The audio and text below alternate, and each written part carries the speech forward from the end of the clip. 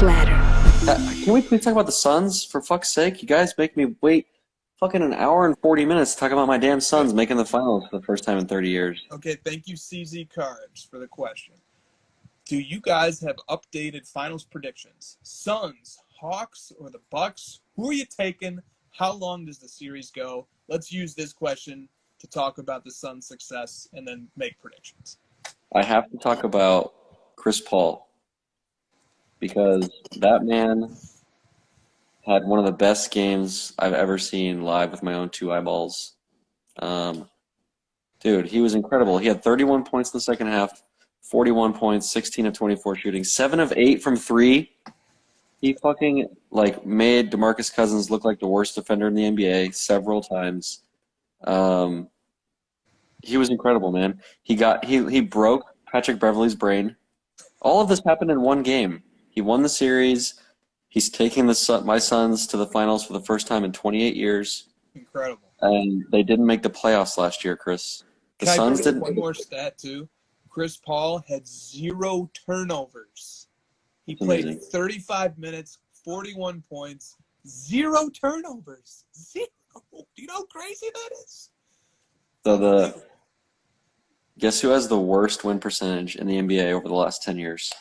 The Phoenix Suns. And the year they get Chris Paul, all of a sudden they're in the NBA Finals. Now, clearly, the Suns had some luck along the way. Obviously, that goes without saying. And if you look back historically, a lot of these teams have a lot of luck. You can even just pretty much every year, there's injuries. There's something where it's like, if this would have happened, it would have changed it. So, I don't like to get into the asterisk game, but the Suns have taken advantage of it for sure. It's exciting, man. It's exciting to live in the Valley and have the fans just so excited about it because we've been hoping for the Suns to be good for so long, and it's been a disaster, quite frankly. They've been horrible, unwatchable, and to get to the NBA Finals is going to be good stuff.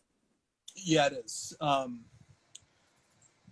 So first of all, after an NBA title happens, a year later, 2 years later, a month later, nobody cares about what the conditions of the title were. Did you win the title or not? Because no matter what the conditions were, they were equally applicable to all participants. And sometimes availability is the best ability.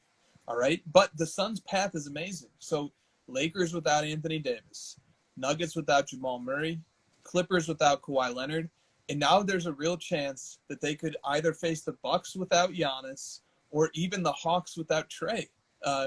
Because Trae has a bone bruise, but from my understanding of it, it's pretty equivalent to the combination of both a fracture and an ankle sprain at the same time. Yeah. So the Suns might end up playing the Bucks without Giannis or the Hawks without Trae in the NBA Finals and cruise to a 4-0 masterpiece of a playoff. I think they've only lost 2 games or 3 in these whole maybe 4. I don't know. They're like 12-4 or something. 4. Still pretty impressive. 1-9 or something like that. As a Suns fan, I don't care how they, I don't care how they get the championship. I don't care about any of these little things. I just want a damn championship. Yeah, and for any of these 4 teams, 3. For any of the 3 teams remaining, if they don't win a championship, that's a huge opportunity missed. Because no matter which team you are, when's the next time that there's going to be an NBA Finals that doesn't have Steph Curry, LeBron James, Kevin Durant, or just one of these killer superstar all-timers? So this is huge. There's going to be a lot of regret for anybody except the team that wins. Pretty exciting, though. Okay, so what are our predictions? Dude, Suns. I've been picking them since they beat the Lakers. That's true. Okay, Suns and 4. There we go. Obviously, this is a very tough prediction to make without knowing the health of the superstars in the East.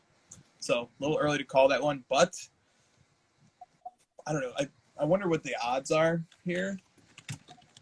It's Suns, I think. Stick with your Bucks pick, man. Don't be a little fucking baby. I'll go with the Bucks pick. I'm already invested in that Bucks pick because that's my Giannis is my fantasy game Bet. All right, odds. Oh, okay. The odds tell quite the story. The Hawks are plus 1,200. And for there to be only 3 teams left and to be plus 1,200, ouch. The Bucks are plus 200. The Suns are minus 190. Suns There we go. are huge favorites right now to win. That's pretty exciting. That's pretty exciting. All right. Come on, the Suns. That'd be so sick. I would just, we were on the phone the other day and you were like, dude, how lucky are you? LeBron championship potentially followed by Suns. I'm like, I'll take it, man. All you can say is I'll take it. That's incredible, man. I try to think of the last time a team that I root for won a championship. And I colloquially or, bandwagon. Yeah, we get it. I bandwagon for Brady, and some, but the Bears, the Cubs, the Bulls.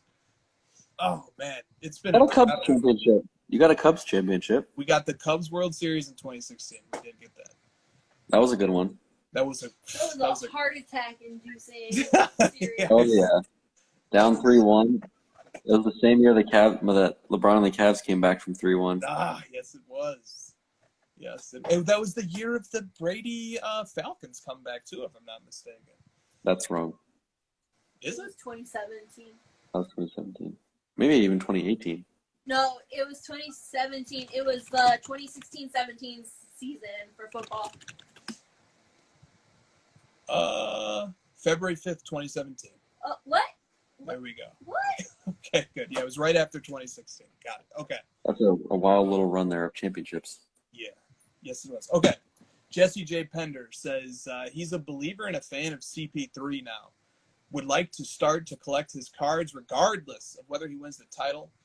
On a longer-term scale, when would be a good time to pick up some of his key cards? So we've detected a buying advice question. We don't give consultations on investment advice for a number of reasons, but one of the most obvious ones being if the advice is great, hey, good job. The recipient of the advice will say, I was confident, I took this advice and I did the right thing with it. But if the advice is bad or if it goes poorly, then the recipient of the advice will say, how dare you give me that terrible advice? This is your fault. It's really no win situation for the I can win it. I'll win it. I'll show you how. Okay, go for it. If you are looking to collect Chris Paul, now people are going to be selling his stuff because he's in the news, and some of that rare, cool stuff is going to start showing up more than it ever has. That's right. And so Josh emphasizes the word collect because there's something higher about collecting. It's about the pursuit, the acquisition of the items, and the concern with short-term fluctuation in value is secondary. But great question from the perspective of you're thinking about collecting CP3, but you want to do it intelligently. And it's a great approach to have. It's like Josh said, a lot of cool, rare CP3 stuff should be coming out right now. But use common sense, intuition. Is there a possibility that stuff is going to be FOMO purchased right now at higher prices than maybe in a few months? Yeah. That's definitely a possibility. Yeah. Someone's going to chop that clip up and be like, Josh said card prices are going back up. They could have just taken that right there and they could have chopped what I just did. Card Ladder, the best sports card app on the market. The future of sports cards is here. Card Ladder is the 21st century price guide and market analysis tool for sports cards. The best tools to help you track your cards. Watch the trends, stay informed, compare cards, and track the growth of your personal collection, all in one simple and intuitive platform. Join the innovators, not the imitators. The future is here. The future is now. Card Ladder.